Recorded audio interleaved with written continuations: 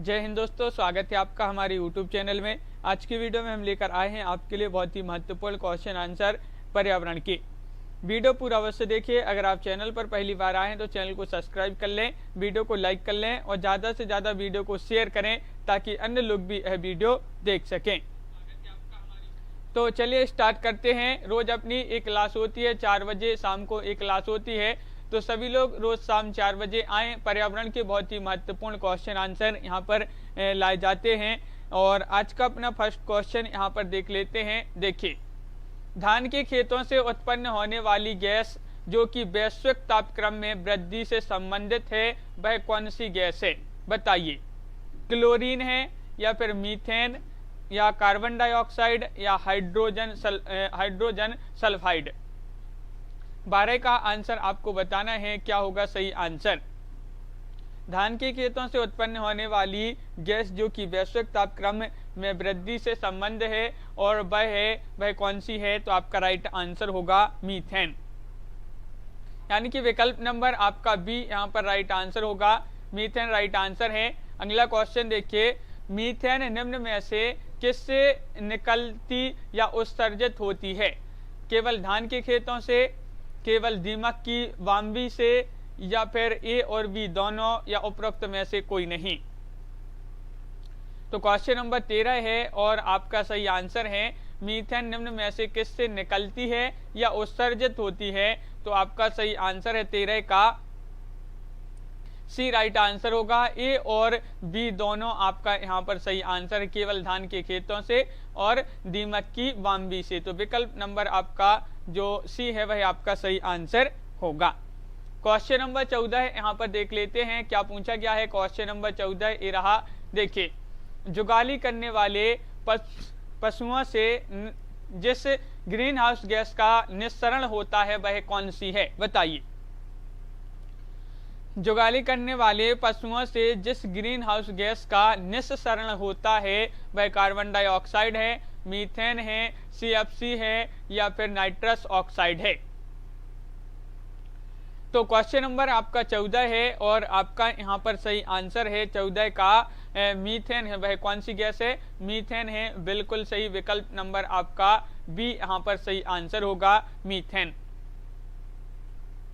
अगला क्वेश्चन देख लेते हैं। मीथेन राइट आंसर है। अगला क्वेश्चन देखिए, भूमंडलीय उष्णता के परिणाम स्वरूप क्या होता है? सार्वभौमिक संपर्क बेहतर हो गए, या हिमनद पिघलने लगे, या समय से पूर्व आम में बोर आने लगे, या फिर स्वास्थ्य पर दुष्प्रभाव पड़ा? ये आपके यहाँ पर कूट भी दिए गए हैं, सही बताना है। सही उत्तर यहाँ पर क्या होगा? 15 का। तो कूट में आपका राइट आंसर है बी, यानी कि केवल 2, 3 और 4 आपका सही आंसर है। हिमनद पिघलने लगे, समय से पूर्व आम में बोर आने लगे और स्वास्थ्य पर दुष्प्रभाव पड़ा। ये जो है ये 3 विकल्प आपके सही आंसर होंगे। अगला क्वेश्चन देख लेते हैं। क्वेश्चन नंबर 16 है, निम्नलिखित में से कौन एक सर्वाधिक भंगुर पारिस्थितिक तंत्र है जो वैश्विक तापन द्वारा सबसे पहले प्रभावित होगा? बताइए। आर्कटिक एवं ग्रीनलैंड की हिमचादर, अमेजन वर्षा वन, टैगा, भारतीय मानसून। ये 4 विकल्प हैं। तो निम्नलिखित में से कौन एक सर्वाधिक भंगुर पारिस्थितिक तंत्र है जो वैश्विक तापन द्वारा सबसे पहले प्रभावित होगा? तो यहाँ पर आपका सही आंसर है 16 का विकल्प नंबर 1, आर्कटिक एवं ग्रीनलैंड की हिमचादर। ये जो है आपका सही आंसर है विकल्प नंबर 1। अगला क्वेश्चन क्या है, निम्नलिखित में से कौन सा तापमान पिछली शताब्दी में पृथ्वी के औसत तापमान में वृद्धि प्रदर्शित करता है? ये आपको बताना है। 0.6 degree Celsius, 0.9 degree Celsius, 0.7 degree Celsius, 0.8 degree Celsius. कौन सा तापमान पिछली शताब्दी में पृथ्वी के औसत तापमान में वृद्धि प्रदर्शित करता है? तो आपका 17 का जो सही आंसर है वह राइट आंसर यहाँ पर विकल्प नंबर सी, यानी कि 0.7 डिग्री सेल्सियस। 0.7 डिग्री सेल्सियस आपका सही आंसर होगा। अगला क्वेश्चन देखते हैं। देखिए, यदि किसी महासागर का पादप प्लवक किसी कारण से पूर्णतः नष्ट हो जाए तो इसका क्या प्रभाव होगा। इसका क्या प्रभाव होगा ये आपके लिए यहाँ पर बताना है।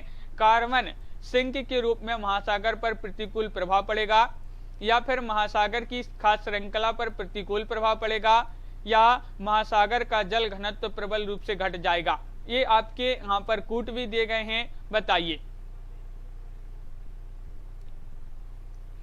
तो कूट में आपका सही आंसर है केवल 1 और 2 आपका सही आंसर होगा। देखिए, यदि किसी महासागर का पादप प्लवक किसी कारण से पूर्णतः नष्ट हो जाए तो इसका जो प्रभाव होगा कार्बन सिंक के रूप में महासागर पर प्रतिकूल प्रभाव पड़ेगा और महासागर की खास श्रृंखला पर प्रतिकूल प्रभाव पड़ेगा। ये जो है 2 प्रभाव पड़ेंगे। तो विकल्प आपका यहाँ पर जो है एक कूट में 1 राइट आंसर है, जिसमें आपका केवल 1 और 2 राइट आंसर हैं। अगला क्वेश्चन देखते हैं। क्वेश्चन नंबर 19 आपसे यहाँ पर क्या पूछा गया है, देखिए। निम्नलिखित में से कौन सा विश्व का सबसे बड़ा वैश्विक कार्बन उत्सर्जक है। क्वेश्चन नंबर 19 में आपको बताना है क्या होगा सही आंसर। निम्नलिखित में से कौन सा विश्व का सबसे बड़ा वैश्विक कार्बन उत्सर्जक है। संयुक्त राज्य अमेरिका, या फिर चीन, या फिर भारत, या फिर यूरोपीय संघ है। तो क्वेश्चन नंबर आपका 19 है, सही आंसर है आपका चीन। चीन राइट आंसर है। विश्व का सबसे बड़ा वैश्विक कार्बन उत्सर्जक देश जो है वह चीन माना जाता है। विकल्प नंबर बी आपका सही आंसर होगा। अगला क्वेश्चन देखिए। निम्नलिखित में से किसे कार्बन नेगेटिव देश के रूप में जाना जाता है। अफगानिस्तान को, बहरीन, भूटान, या नेपाल। क्वेश्चन नंबर 20 का आंसर बताना है क्या होगा सही आंसर। निम्नलिखित में से किसे कार्बन नेगेटिव देश के रूप में जाना जाता है, और आपका सही आंसर होगा भूटान को। भूटान को जो है, भूटान देश जो है, इसको कार्बन नेगेटिव देश के रूप में जाना जाता है। तो विकल्प नंबर सी आपका सही आंसर होगा। अगला क्वेश्चन देखिए। मानव की कौन सी क्रिया जलवायु परिवर्तन से सर्वाधिक प्रभावित होती है, बताइए। मत्स्य उद्योग, खनन, निर्माण, या कृषि। 21 का आंसर आपको बताना है क्या होगा सही आंसर, बताइए। मानव की कौन सी क्रिया जलवायु परिवर्तन से सर्वाधिक प्रभावित होती है। तो 21 का आपका जो सही आंसर है वह आपका बिल्कुल सही राइट आंसर होगा। 21 का कृषि। कृषि आपका सही आंसर है।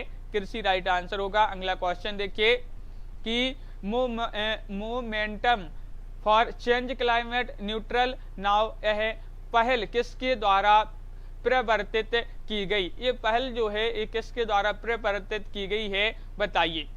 Momentum for change climate neutral now, यह जो पहल है किसके द्वारा प्रवर्तित की गई है। जलवायु परिवर्तन पर अंतर सरकारी पैनल द्वारा, या यूएनईपी सचिवालय द्वारा, यूएनएफसीसीसी सचिवालय, या फिर विश्व मौसम विज्ञान संगठन। तो यहाँ पर आपका सही आंसर होगा 22 का सी राइट आंसर है। यूएनएफसीसीसी सचिवालय आपका सही आंसर होगा। इसके द्वारा जो है ये पहल प्रवर्तित की गई है। तो विकल्प नंबर सी आपका सही आंसर होगा। अगला क्वेश्चन देखिए। निम्नलिखित में से कौन सा कथन हरित जलवायु कोष के लिए सही नहीं है। ये आपके 4 कथन यहाँ पर दिए गए हैं, बताइए। तो इसकी स्थापना डरबन में आयोजित जलवायु परिवर्तन सम्मेलन में हुई थी, या फिर यह विकासशील देशों में कार्यक्रम तथा नीतियों का समर्थन करेगा। विकसित देश इसके लिए कोष प्रदान करेंगे। यह कोष 2014 से कार्य करना प्रारंभ करेगा। तो कौन सा कथन हरित जलवायु के लिए सही नहीं है। तो आपका सही आंसर है जो सही नहीं है वह है विकल्प नंबर 1। इसकी स्थापना डरबन में आयोजित जलवायु परिवर्तन सम्मेलन में हुई थी। ये कथन सत्य नहीं है, असत्य कथन है। विकल्प नंबर 1 आपका सही आंसर होगा। अगला क्वेश्चन है अर्थ पावर के संदर्भ में निम्नलिखित कथनों पर विचार कीजिए। तो यहाँ पर एक कथन दिए गए हैं और आपका सही आंसर क्या होगा, अर्थ ओवर है, सॉरी यहाँ पर अर्थ ओवर है और अर्थ ओवर के संदर्भ में निम्नलिखित कथनों पर विचार कीजिए, यानी कि कौन से कथन यहाँ पर सही हैं अर्थ ओवर के संदर्भ में। तो यहाँ पर कूट भी दिए गए हैं, जिसमें यहाँ पर कूट नहीं आपके लेकिन है कूट, तो जिसमें आपका केवल 2 और 3 सही आंसर हैं। तो देखिए, तो अर्थ ओवर के संदर्भ में देखिए सही कथन होंगे 2 और 3। यह एक आंदोलन है जिसमें प्रतिभागी प्रतिवर्ष एक निश्चित दिन 1 घंटे के लिए बिजली बंद कर देते हैं। यह जलवायु परिवर्तन और पृथ्वी को बचाने की आवश्यकता के बारे में जागरूकता लाने वाला आंदोलन है। तो ये जो है ये 2 कथन आपके यहाँ पर सही होंगे। अगला क्वेश्चन देखिए क्या है आपका अगला क्वेश्चन यहाँ पर देखिए, क्योटो प्रोटोकॉल निम्न में से संबंधित है किससे, वायु प्रदूषण, ग्रीन हाउस गैस, जल प्रदूषण, जलवायु प्रदूषण, जलवायु परिवर्तन।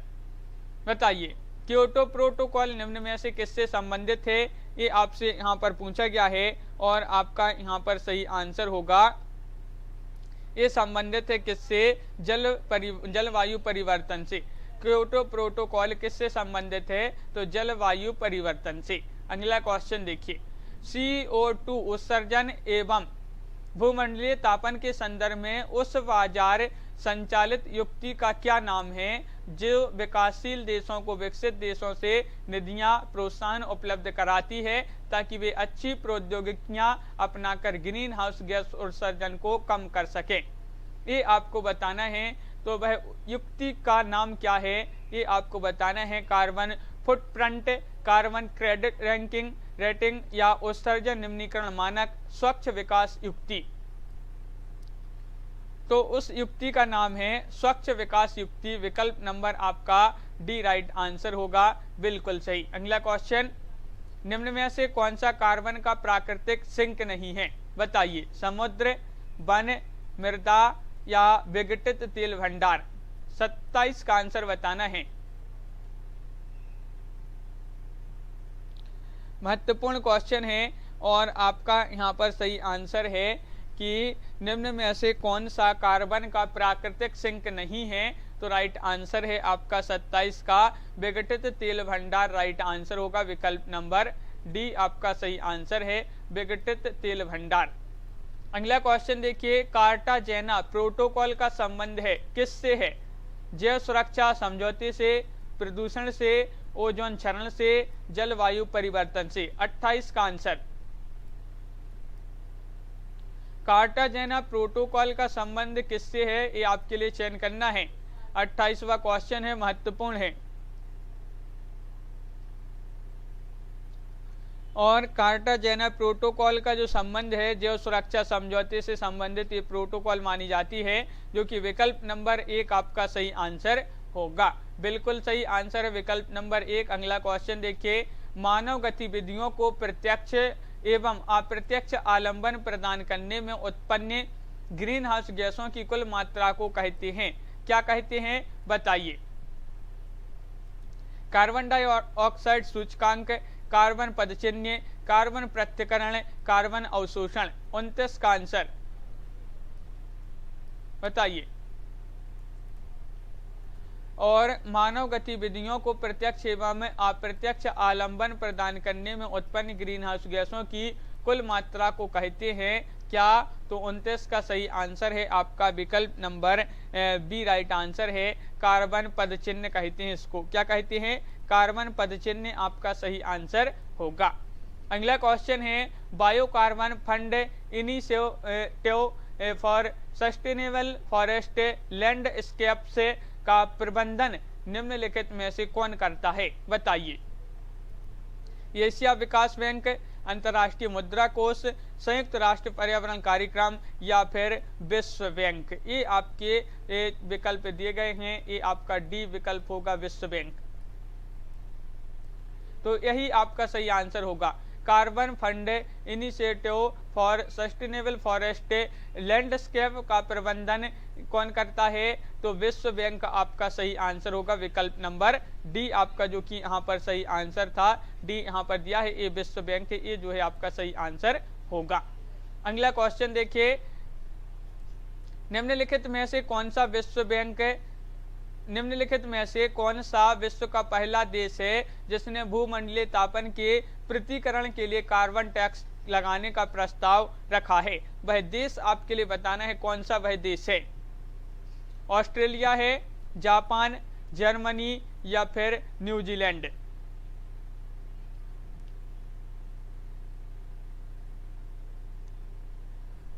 विश्व का वह पहला देश जिसने भूमंडलीय तापन के पृथक्करण के लिए कार्बन टैक्स लगाने का प्रस्ताव रखा है, तो वह देश माना जाता है कौन सा? 31 का सही आंसर है आपका न्यूजीलैंड, जो कि विकल्प नंबर आपका डी यहाँ पर सही आंसर होगा। अगला क्वेश्चन देखिए, निम्नलिखित में से किस देश ने ग्रीन हाउस गैस के उत्सर्जन में कमी करने हेतु 2019 में कार्बन टैक्स लगाने की घोषणा की है? 2019 में बताना है। थाईलैंड, चीन, सिंगापुर या मलेशिया? 32 का आंसर बताइए।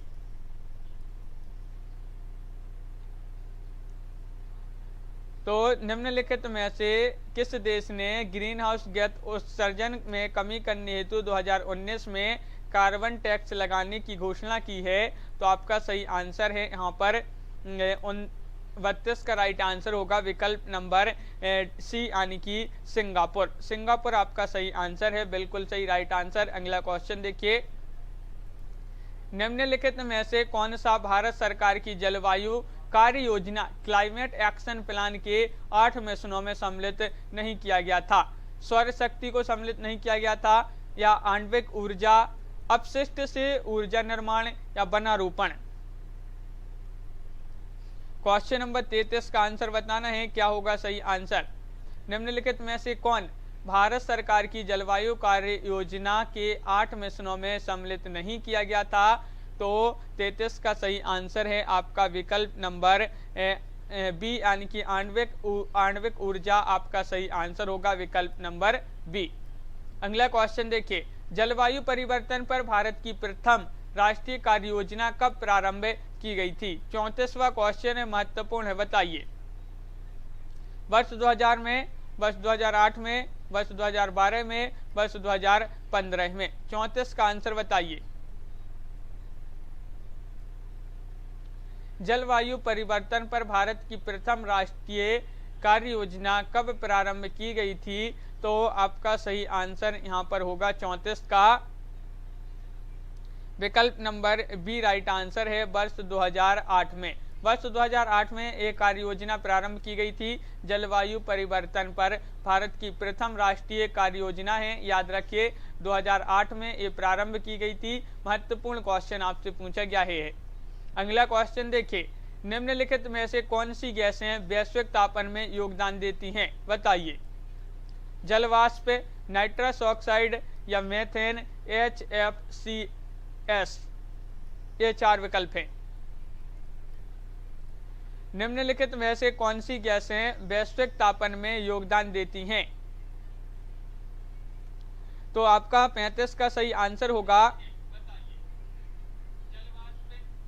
हाँ, बिल्कुल सही राइट आंसर है।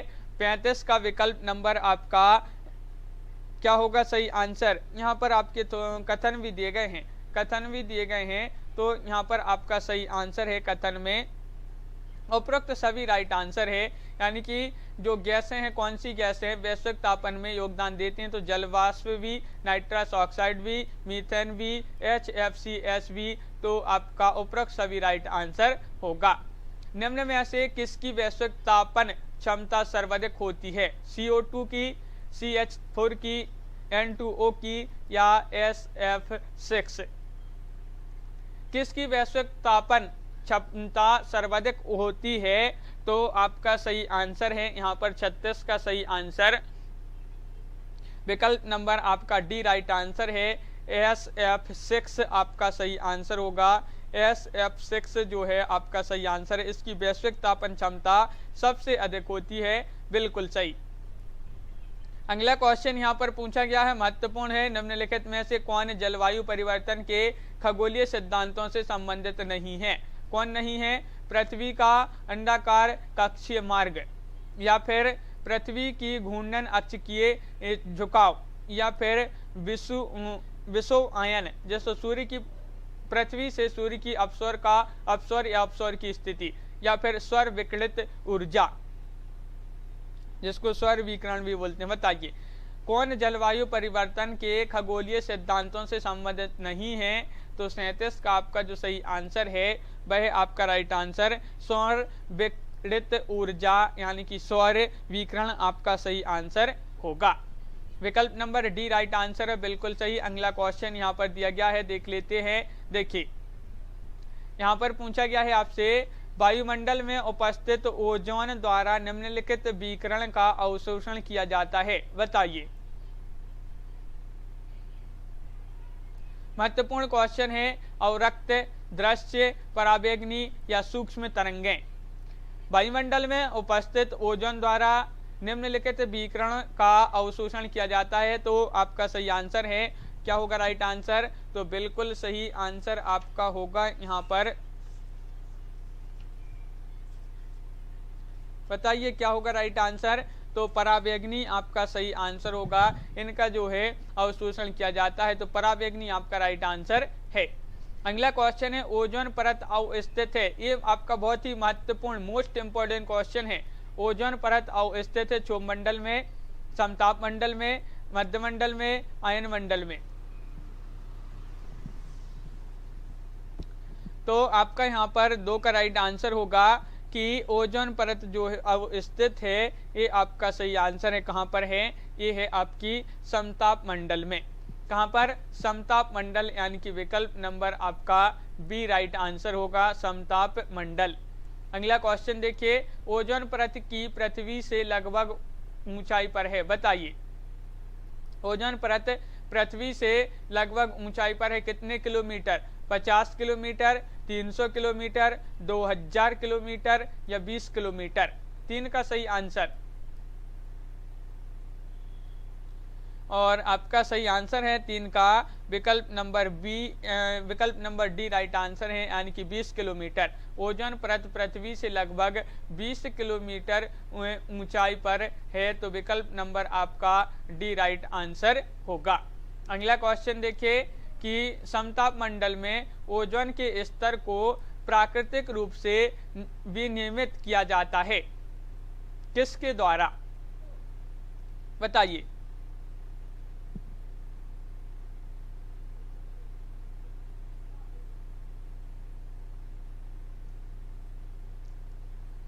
तो समताप मंडल में ओजोन के स्तर को प्राकृतिक रूप से विनियमित किया जाता है, किसके द्वारा? तो राइट आंसर है नाइट्रोजन ऑक्साइड द्वारा। नाइट्रोजन ऑक्साइड आपका सही आंसर होगा, बिल्कुल सही। अगला क्वेश्चन यहाँ पर आपसे पूछा गया है कि निम्नलिखित में से कौन सा एक ओजोन परत की क्षीणता के लिए उत्तरदायी नहीं है? कौन नहीं है ये आपको बताना है। बताइए। क्वेश्चन नंबर आपका यहाँ पर 5 है और 5 का सही आंसर बताना है, क्या होगा सही आंसर? तो यहाँ पर आपका सही आंसर है, निम्नलिखित में से कौन सा एक ओजोन परत की क्षीणता के लिए उत्तरदायी नहीं है? नहीं है, तो आपका सही आंसर है 5 का विकल्प नंबर यहाँ पर बी राइट आंसर होगा। ये यहाँ पर सही आंसर है, यानी कि विलायक के रूप में प्रयुक्त मेथिल क्लोरोफॉर्म आपका सही आंसर होगा। अगला क्वेश्चन देखिए, ओजोन छिद्र का निर्माण सर्वाधिक हुआ है भारत के ऊपर, अफ्रीका के ऊपर, अंटार्कटिका के ऊपर या फिर यूरोप के ऊपर? बताइए कहां पर हुआ है। क्वेश्चन नंबर 6 है, महत्वपूर्ण है। ओजोन छिद्र का निर्माण सबसे अधिक हुआ है, कहां पर हुआ है? तो क्वेश्चन नंबर 6 है और आपका सही आंसर है 6 का विकल्प नंबर यहाँ पर सी राइट आंसर होगा, यानी कि अंटार्कटिका के ऊपर विकल्प नंबर आपका सी राइट आंसर होगा। अगला क्वेश्चन देखिए, क्वेश्चन नंबर आपका 7 है। अंटार्कटिक क्षेत्र में ओजोन छिद्र का बनना चिंता का विषय है, इस छिद्र के बनने का संभावित कारण क्या है? यह महत्वपूर्ण क्वेश्चन है। ये छिद्र जो बनता है इसका संभावित कारण क्या है? विशिष्ट क्षोभ मंडलीय विक्षोभ की उपस्थिति तथा क्लोरोफ्लोरोकार्बन का अंतर्वाह, विशिष्ट ध्रुवीय वाताग्र तथा समतापमंडलीय बादलों की उपस्थिति तथा क्लोरोफ्लोरोकार्बन का अंतर बाह्य, या फिर ध्रुवीय वाताग्र तथा समतापमंडलीय बादलों की अनुपस्थिति तथा मीथेन और क्लोरोफ्लोरोकार्बन के अंतर्वाहे, या फिर वैश्विक तापन से ध्रुवीय प्रदेश में हुई तापमान वृद्धि। तो राइट आंसर है आपका यहाँ पर क्या होगा सही आंसर कि अंटार्कटिक क्षेत्र में ओजोन छिद्र का बनना चिंता का विषय है। इस छिद्र का बनने का जो संभावित कारण है वह है विशिष्ट ध्रुवीय वाताग्र और समतापमंडलीय बादलों की उपस्थिति तथा क्लोरोफ्लोरोकार्बन का अंतर्वाह। ये जो है आपका सही आंसर होगा विकल्प नंबर बी। अगला क्वेश्चन है फ्रिज एवं एसी में कौन सी गैस भरी जाती है। महत्वपूर्ण क्वेश्चन पूछा गया है आपसे, बताइए फ्रिज एवं एसी में कौन सी गैस भरी जाती है। अमोनिया या मेथनॉल या मीथेन या एसिटिलीन। क्वेश्चन नंबर आपका 8 है जो कि महत्वपूर्ण क्वेश्चन आपसे पूछा गया है। फ्रिज और एसी में कौन सी गैस भरी जाती है और आपका सही आंसर होगा मेफ्रॉन। आपका सही आंसर है मेफ्रॉन, आपका राइट आंसर है विकल्प नंबर बी आपका सही आंसर होगा। अगला क्वेश्चन देखिए, निम्न में से किसने तिब्बत पठार के ऊपर वर्ष 2005 में ओजोन आभामंडल यानी कि ओजोन हेलो का पता लगाया था। किन्होंने लगाया था। एम मोलेना या जोसेफ फरमन, GW केंट मूर या मार्कस रेक्स। किन्होंने तिब्बत पठार के ऊपर वर्ष 2005 में ओजोन आभामंडल यानी कि ओजोन हेलो का पता लगाया था। ये महत्वपूर्ण क्वेश्चन है, किन्होंने पता लगाया था इसका, तो सही आंसर होगा आपका यहाँ पर GW केंट मूर आपका सही आंसर है विकल्प नंबर सी आपका सही आंसर होगा। अगला क्वेश्चन देखिए, मॉन्ट्रियल प्रोटोकॉल निम्न में से किसके चरण से संबंधित है। हरित गृह गैसों, अम्लीय वर्षा, ओजोन परत, संकटग्रस्त प्रजाति। मॉन्ट्रियल प्रोटोकॉल ये आपके लिए बताना है ये निम्न में से किसके चरण से संबंधित है। और आपका यहाँ पर सही आंसर है ओजोन परत आपका राइट आंसर होगा, यानी कि विकल्प नंबर आपका जो सी है वह आपका सही आंसर है। ओजोन परत राइट आंसर है कि मॉन्ट्रियल प्रोटोकॉल ओजोन परत के चरण से संबंधित मानी जाती है, जो कि महत्वपूर्ण क्वेश्चन आपका एग्जाम में पूछा गया ये क्वेश्चन है आपका। अगला क्वेश्चन देखिए, अंतर्राष्ट्रीय ओजोन दिवस मनाया जाता है कब।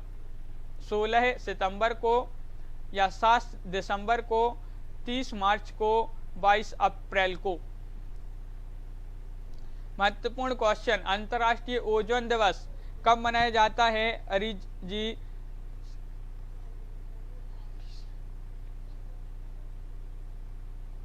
तो यहाँ पर आपका सही आंसर होगा अंतर्राष्ट्रीय ओजोन दिवस मनाया जाता है। कब मनाया जाता है, तो सही आंसर है आपका विकल्प नंबर यहाँ पर 16 सितंबर एक राइट आंसर होगा विकल्प नंबर 1, यानी कि 16 सितंबर को मनाया जाता है अंतर्राष्ट्रीय ओजोन दिवस। अगला क्वेश्चन है क्या है देख लेते हैं, निम्नलिखित में से कौन एक ओजोन का अपक्षय करने वाले पदार्थों के प्रयोग पर नियंत्रण करने और उन्हें चरणबद्ध रूप से बाहर करने के मुद्दों से संबंधित है। कौन संबंधित है बताइए। ब्रेटन वुड्स सम्मेलन, मॉन्ट्रियल प्रोटोकॉल या क्योटो प्रोटोकॉल या नागोया प्रोटोकॉल।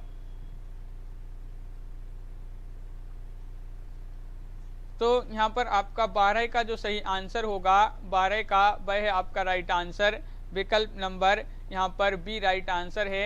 मॉन्ट्रियल प्रोटोकॉल आपका सही आंसर होगा। अगला क्वेश्चन है क्वेश्चन नंबर 13 आपसे पूछा गया है। इसमें आपके कथन दिए गए हैं ए और आर। ए में देखिए ओजोन जैविक जीवन के लिए अति आवश्यक है। कारण आर दिया गया है ओजोन परत पृथ्वी को उच्च ऊर्जा विकिरण से संरक्षित करती है। यहाँ पर आपके लिए अब बताना है क्या होगा सही आंसर। ये विकल्प आपके दिए गए हैं। क्वेश्चन नंबर 13 है, महत्वपूर्ण क्वेश्चन आपसे पूछा गया है। कथन और कारण में आपके लिए बताना है। ए और आर दिए गए हैं, तो आपका सही आंसर है विकल्प नंबर 1, यानी कि ए एवं आर दोनों सही हैं तथा आर ए की सही व्याख्या है। तो विकल्प नंबर 1 जो है आपका सही आंसर होगा कि ए और आर दोनों सही हैं और आर ए की व्याख्या है। अगला क्वेश्चन देखिए, क्वेश्चन नंबर आपका यहाँ पर 14 है। ओजोन परत की मोटाई मापी जाती है डॉप्सन यूनिट में, डेसिबल यूनिट में, पास्कल यूनिट में, पारसेक यूनिट में। 14 का आंसर बताइए। 14वां क्वेश्चन है, महत्वपूर्ण क्वेश्चन आपसे पूछा गया है और क्या होगा सही आंसर। तो यहाँ पर आपका सही आंसर है ओजोन परत की जो मोटाई है ये मापी जाती है किससे, तो राइट आंसर होगा डॉप्सन यूनिट में। डॉप्सन यूनिट से ओजोन परत की मोटाई मापी जाती है, तो विकल्प नंबर 1 आपका सही आंसर होगा। अगला क्वेश्चन देखिए, क्वेश्चन नंबर आपका 15 है कि किगाली समझौते के संबंध में निम्नलिखित कथनों में से असत्य कथन को पहचानिए। बताइए, किगाली समझौता जो है इसमें से आपको इसके संबंध में एक कथन दिए गए हैं और असत्य कथन का चयन करना है। यह ओजोन विघटनकारी और वैश्विक तापन हेतु जिम्मेदार सभी पदार्थों के उत्सर्जन पर रोक लगाने हेतु एक समझौता है ए, या जनवरी 2019 से यह सदस्य देशों हेतु बाध्यकारी हो चुका है। भारत ने इस पर वर्ष 1992 में हस्ताक्षर किए, या फिर यह समझौता HCFCs श्रेणी के ग्रीन हाउस गैसों के उत्सर्जन को कम करने हेतु था। तो असत्य कथन बताना है किगाली समझौते के संबंध में। तो 15 का सही आंसर है आपका विकल्प नंबर यहाँ पर सी राइट आंसर होगा, यानी कि भारत ने इस पर 1992 में हस्ताक्षर किए थे। तो ये कथन आपका कैसा है, असत्य कथन है। बिल्कुल सही, विकल्प नंबर सी आपका सही आंसर होगा। अगला क्वेश्चन यहाँ पर दिया गया है, क्या है अगला क्वेश्चन देख लेते हैं। देखिए क्वेश्चन आपका दिया गया है, देखिए निम्नलिखित में से कौन सी दशाएं वैश्विक तापन के प्रभाव को इंगित करती हैं। बताइए, महत्वपूर्ण क्वेश्चन पूछा गया है, क्या होगा सही आंसर।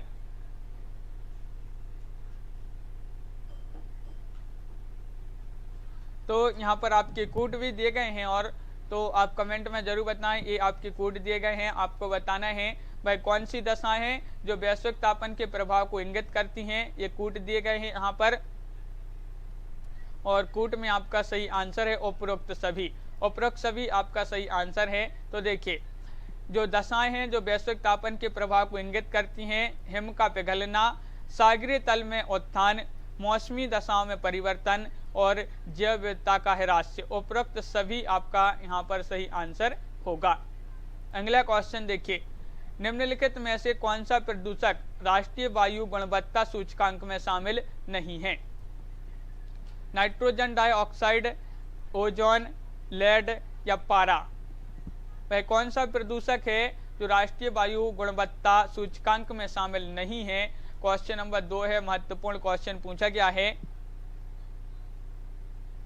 और आपका सही आंसर होगा पारा। पारा जो है ये एक प्रदूषक है जो कि राष्ट्रीय वायु गुणवत्ता सूचकांक में शामिल नहीं है। तो विकल्प नंबर आपका 4 यहाँ पर सही आंसर है, विकल्प नंबर डी राइट आंसर होगा। अगला क्वेश्चन यहाँ पर देखिए क्वेश्चन नंबर आपका 3 है कि जैव अपघटनीय प्रदूषक है, कौन सा है।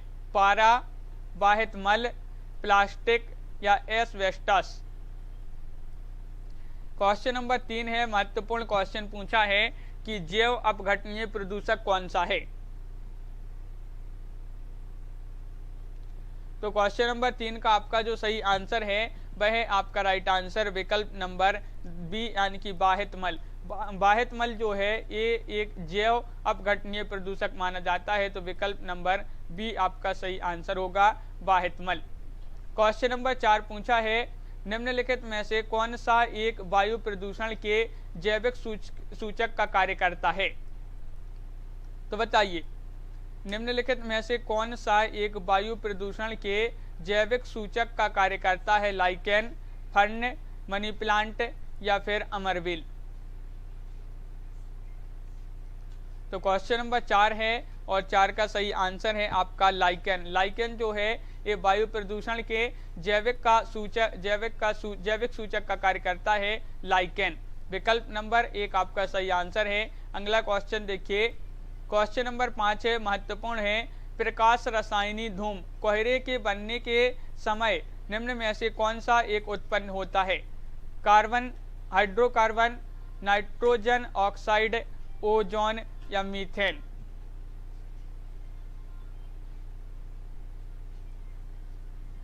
क्वेश्चन नंबर आपका 5 है, प्रकाश रसायनी धूम यानी कि कोहरे के बनने के समय निम्न में से कौन सा एक उत्पन्न होता है? हाइड्रोकार्बन, नाइट्रोजन ऑक्साइड या फिर ओजोन या मीथेन। तो 5 का आपका सही आंसर है यहाँ पर विकल्प नंबर बी राइट आंसर होगा। नाइट्रोजन ऑक्साइड आपका सही आंसर है। ये जो है ये उत्पन्न होता है प्रकाश रसायनी धूम यानी कि कोहरे के बनने के समय नाइट्रोजन ऑक्साइड उत्पन्न होता है। तो विकल्प नंबर आपका बी राइट आंसर होगा। तो बिल्कुल सही, यहाँ पर बहुत ही महत्वपूर्ण क्वेश्चन कंप्लीट हुए पर्यावरण के। आगे के जो क्वेश्चन है वह कल की क्लास में करेंगे। रोज अपनी एक क्लास होती है, शाम को 4 बजे एक क्लास होती है अपनी। तो रोज सभी लोग आएँ और पर्यावरण के बहुत ही महत्वपूर्ण क्वेश्चन आंसर लाए जाते हैं इस क्लास में। सभी लोग वीडियो को लाइक कर लें और अगर आप चैनल पर पहली बार आए तो चैनल को सब्सक्राइब कर लें, बेल आइकन दबाएं और ऑल पर क्लिक करें ताकि ऑल वीडियो की जो नोटिफिकेशन है वह आपके यहाँ तक पहुँचे। बहुत सारे वीडियो आपके लिए आते हैं चैनल पर, तो चैनल को सब्सक्राइब अवश्य कर लें। तो आज के वीडियो में बस